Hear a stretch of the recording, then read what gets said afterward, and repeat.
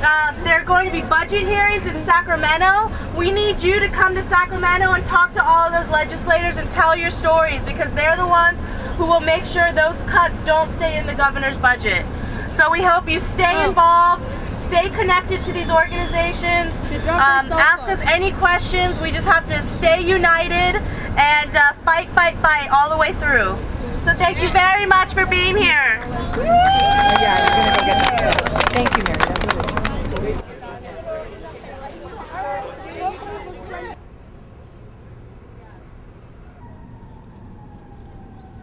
Hi, my name is Mary Ignatius with ParentVoices. I am the statewide organizer, and we fight for childcare for all families. We came here today in a coalition. We're here with seniors, with families, with the disabled, with CalWorks moms, all of us united because the governor's budget cuts are targeting everyone, and by targeting everyone, it's a strategy to really try and pit us against one another. So we decided we needed to come together and hold a protest at the governor's district office. There are also protests happening in Sacramento with Lifetime, and I know Junebug's up there with them. There are protests at the governor's district office in LA and in San Diego. So the whole state is united against these cuts. And what specific cuts are being proposed, and which, what kind of effects are those going to have to just ordinary, regular people that are most in need of them? Sure. Well, in terms of the impact on children, we know that the governor's proposing a $188 million cut to childcare. Some of those cuts he's calling savings, when in fact they're actually cuts. He's asking that low-income families who receive child care subsidies pay more in their parent fees.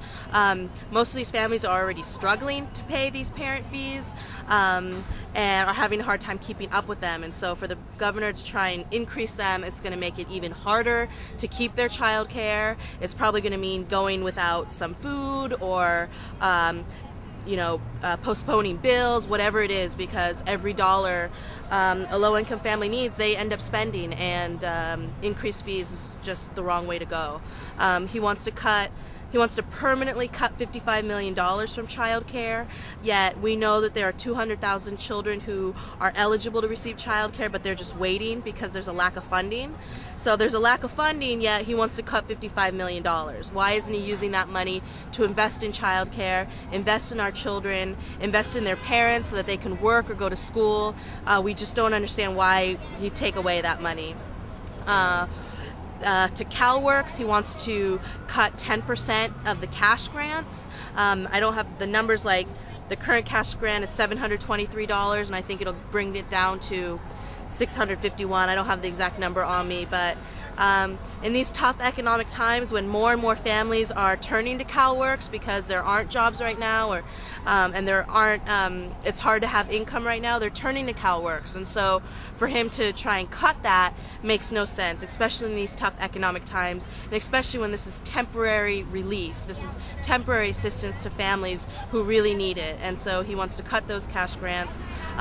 One family described that as 14 meals for her child. That's what it equals to. Can you just, for people who don't know or who are unfamiliar with CalWorks, what that is? Sure.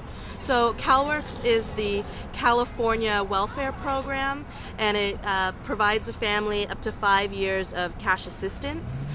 In exchange, that family has to engage in some sort of work participation activity. So they're either working, they're in job training, they're in school, they're in vocational school. They are contributing back for receiving this cash assistance. It seems to me that, cutting back the meager assistance that CalWorks even provides is going to put people in even more dire circumstances, and maybe you're going to have increased homelessness, houselessness. Absolutely. People are going to get more desperate. Absolutely. And turn to more desperate measures. Absolutely. I mean, that's, I don't know how much farther in the ground these families have to be. I mean, it's just, that's why we were here today talking about the moral test of government, that these cuts are so immoral. These are real families. These aren't just things. These are real people, human beings who have rights and who deserve rights. And to continue to target them and cut them in these horrible times just makes no sense. And do you have any more upcoming events, upcoming demonstrations, actions that you want to let People know PNN's about? viewers in on? I think our next act will probably be around Valentine's Day. We usually do actions related to, we're going to be going to budget hearings in Sacramento in March and April. So if you're interested in finding out how to go to a budget hearing and how to testify and tell your story, it's your story that really touches legislators, that really allows them to really understand what these cuts mean, because they just see, $700 million to CalWorks, $200 to childcare, $1 billion to this program, and it's hard to really know what that real impact is unless real people come forward and explain it. So please join us at budget hearings. We're having our annual Stand for Children Day rally on May 6th, 2009. It's a Wednesday, and we bus and fly people up from all over California to participate in a march, a rally, and a day that's parent-led. About 600 parents will be there. So if you're a parent, if you care about childcare and these human services, please join us. And for people who are interested in getting in touch or learning more about your organization, where do they go on the web? www.parentvoices.org. And we're on Facebook now too.